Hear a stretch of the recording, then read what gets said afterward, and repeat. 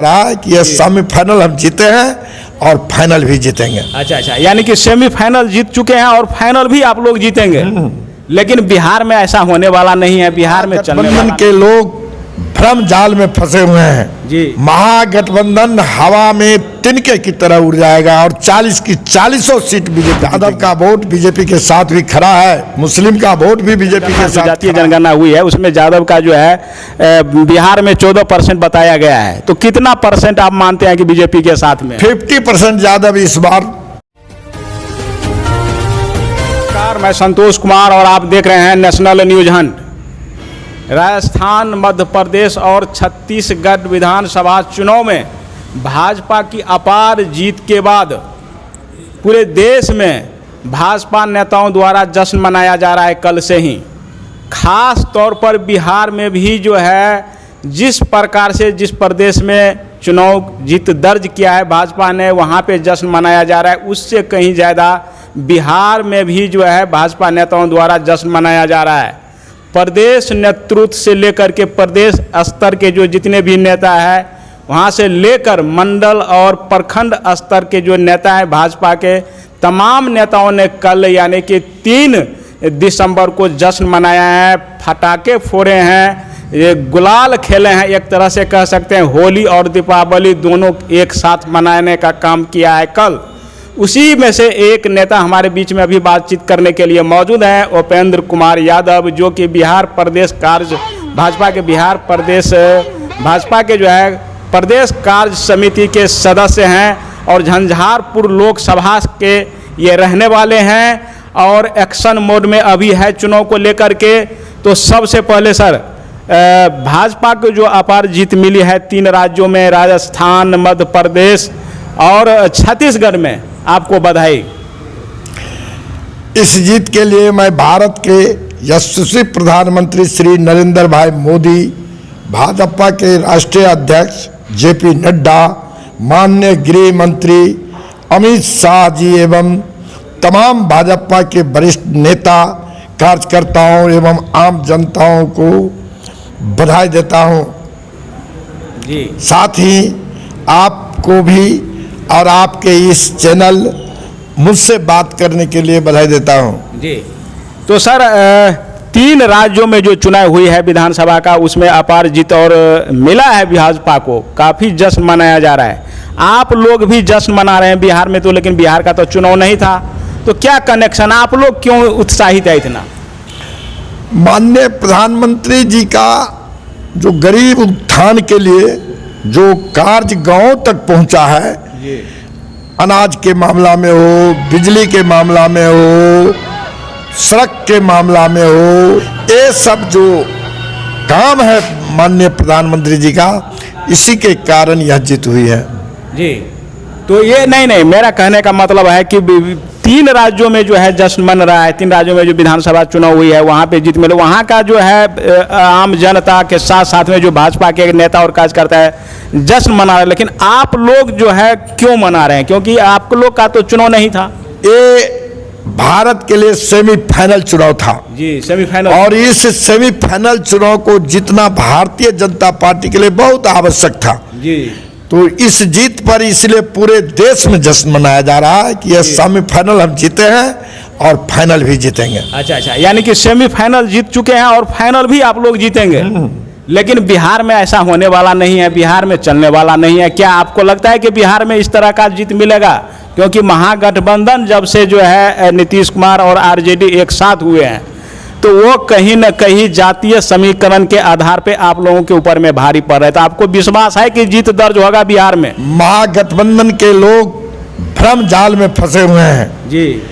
नरेंद्र मोदी हमारे भारत के प्रधानमंत्री, जो गरीबों का नेता है, मजदूरों का नेता है, मजलूमों का रहनुमा है, उनके द्वारा कराए गए कार्य के आधार पर जी महागठबंधन हवा में तिनके की तरह उड़ जाएगा और 40 की 40 सीट बीजेपी जीतेगी। 40 का 40। लेकिन महागठबंधन बोल रहा है कि हम 40 का 40 सीट जीतेंगे, एक भी सीट नहीं जाएगा भाजपा के खाते में। कहना और करने में बहुत अंतर है जी। पूरे देश के सारे महागठबंधन के लोग, इंडिया गठबंधन के लोग कहते थे कि 5 के 5 राज हम जीतेंगे, जी। और ये लोग जश्न भी मना रहे थे। जी। परिणाम क्या हुआ? परिणाम क्या हुआ? 3 राज्य में बीजेपी स्पष्ट बहुमत से सरकार बनाई है। जी। ये लोग भ्रम जाल में जी रहे हैं, जी पुहाली ख्वाब देख रहे हैं। जी। बिहार में भी 40 के 40 सीट पर जीत होगी। अच्छा, ये जीत जो मिली है वहाँ पे 3 राज्यों में, आप थोड़ा सा आकलन बताइए, आपका आकलन क्या कह रहा है, किस आधार पे जीता है, किस बात को लेकर के जीता है बीजेपी? बिल्कुल, हमारे माननीय प्रधानमंत्री द्वारा जो भारत सरकार द्वारा जो कराए गए कार्य हैं, जो गरीबों तक पहुंचा है, गांव तक पहुंचा है, हर परिवार में पहुंचा है, इसके चलते जीत हुई है। तो बिहार में विशेष क्या कार्य किए हैं जो आप दावे के साथ कह रहे हैं कि 40 के 40 जीतेंगे? वही कार्य जो किए हैं पूरे देश में किए हैं, वही कार्य बिहार में भी किए हैं, और बिहार में भी उसी आधार पर आम तमाम गरीब गुरबा लोग माननीय नरेंद्र मोदी जी को वोट करेंगे। जी जी। कोई भेदभाव नहीं है किसी भी स्कीम में जो माननीय प्रधानमंत्री जी का लॉन्च हुआ है पूरे देश में।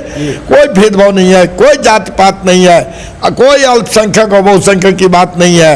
सभी को समान रूप से लाभ मिला है, जिसका लाभ आगामी चुनाव में मिलेगा। जी, लेकिन बिहार में सर नीतीश कुमार का जो कार्य है, जैसे कि शराबबंदी है, उसके बाद अभी 1,20,000 नौकरियां जो है इन्होंने दिया है एक ही दिन में।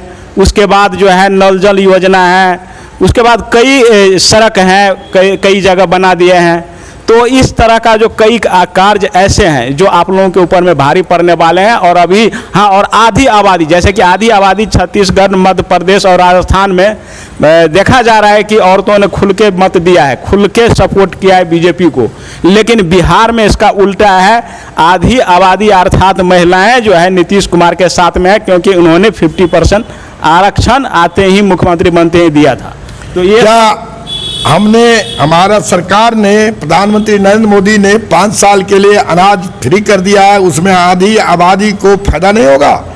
हमारा कोई भी स्कीम, हमारे प्रधानमंत्री जी का कोई भी कार्य सभी आधा आबादी से ही जुड़ा हुआ है। इसलिए आधी आबादी नीतीश कुमार के बदले प्रधानमंत्री को चुनेगा। प्रधानमंत्री का स्पष्ट नीति, जो बोलेगा वो करेगा, पर वोट होगी। और हमारा प्रधानमंत्री जो बोलता है वो करता है, उसी आधार पर बिहार में भी वोट होगा। जिस तरह तीनों राज्य में चुनाव स्पष्ट बहुमत से जीते, इसी तरह 40 का 40 लोकसभा सीट हम जीते। देखिए सर, लेकिन बिहार में जो है जातीय समीकरण बहुत ज़्यादा मायने रखता है। और महागठबंधन खास तौर पे राजद जो है, राजद में जो है यादव और मुस्लिम वोट बैंक जो है, राजद का एक तरह से समझिए कि रीढ़ का हड्डी है, एक तरह से उनके पास में जो है ताकत है। और बीजेपी के पास जो है, यानी कि मुस्लिम और राजद का जो ताकत है, यादव और मुस्लिम, वो नहीं है। इस आधार पे जो आपको मात भी दिया जा सकता है। तो क्या आप मानते हैं कि यादव वोट बैंक और मुस्लिम वोट बैंक जो है राजद का एक खरीदा हुआ एक तरह से एक खुट्टा है उनके पास, भाजपा के पास? पूरे लोकसभा क्षेत्र में घूम के आता हूँ, घूमता हूँ, मैं भी यादव हूँ जी। कहीं मुझे ऐसा नहीं दिखा है कि यादव का 100% वोट राजद के पक्ष में है।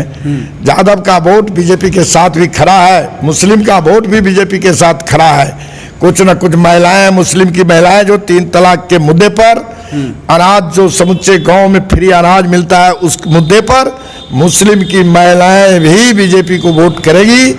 यादव तो निश्चित रूप से इस बार भाजपा को वोट करने जा रही है जी।